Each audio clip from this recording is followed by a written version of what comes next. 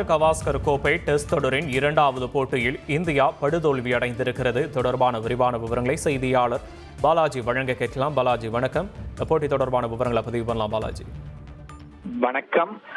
Australia சுற்றுப்பயணம் மேற்கொண்டுள்ள இந்திய அணி 5 போட்டிகள் கொண்ட பாலர் கவாஸ்கர் கோப்பை தொடரில் விளையாடி வருகிறது. இந்த தொடரின் முதல் போட்டி பெர்த்தில் நடைபெற்றது. இதில் இந்தியா அபார வெற்றி பெற்றது.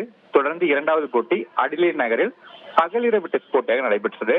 இந்த போட்டியை பார்த்தோம் என்றால் இந்திய அணி முதல் இன்னிங்ஸில் வெறும் 180 ரன்களுக்கே ஆல் அவுட் ஆனது. அதாவது ஆஸ்திரேலிய பந்து வீச்சை வேகப்பந்து வீச்சை சமாளிக்க முடியாமல் 180 ரன்களுக்கு ஆல் அவுட் ஆனது. முதல் இன்னிங்ஸில் ஆஸ்திரேலிய பவுலர் மிச்சல் ஸ்டார்க் அபாரமாக பந்து வீசி 6 விக்கெட்டுகள் வீசினார்.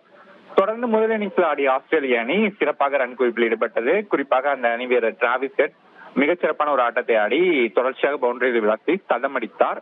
அவர் 140 ரன்கள் குவித்து ஆஸ்திரேலியா முதல் இன்னிங்ஸில் 337 ரன்கள் எடுக்க உதவினார்.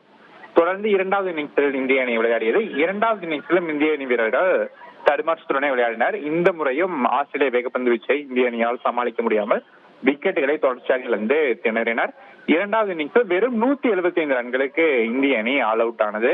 குறிப்பாக பார்த்தோம் என்றால் ஆஸ்திரேலிய கேப்டன் கம்மின்ஸ் அபாரமாக பந்து வீசி 5 விக்கெட்டுகள் வீசினார். இதேபோல் ஸ்காட் போலன் 3 விக்கெட்டுகளையும் ஸ்டார்க் 2 விக்கெட்டுகள் வீசினார். தொடர்ந்து வெறும் 19 ரன்கள் மட்டுமே இதன் மூலம் இந்தியா முன்னிலை பெற்றது. தொடர்ந்து 19 ரன்கள் என்ற ஒரு எளிமையான இலக்கை நோக்கி ஆஸ்திரேலிய அணி விளையாடியது.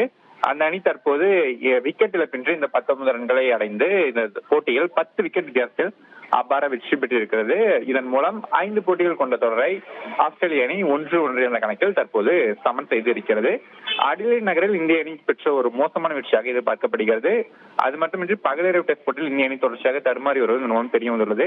இந்த தோல்வியால் உலக டெஸ்ட் சாம்பியன்ஷிப் ஃபைனலுக்கு இந்திய அணி தகுதி பெறுவதற்கான வாய்ப்பிலும் தற்போது சற்று சிக்கல் ஏற்பட்டுள்ளது. 4-1 என்ற கணக்கில் வெல்ல வேண்டும் என்ற நிலை தற்போது இந்திய அணிக்கு ஏற்பட்டிருக்கிறது. இந்த தொடரை விவரங்களுக்கு நன்றி பாலாஜி. செய்திகளை உடனுக்குடன் தெரிந்து கொள்ள உடனே சப்ஸ்கிரைப் பண்ணுங்க.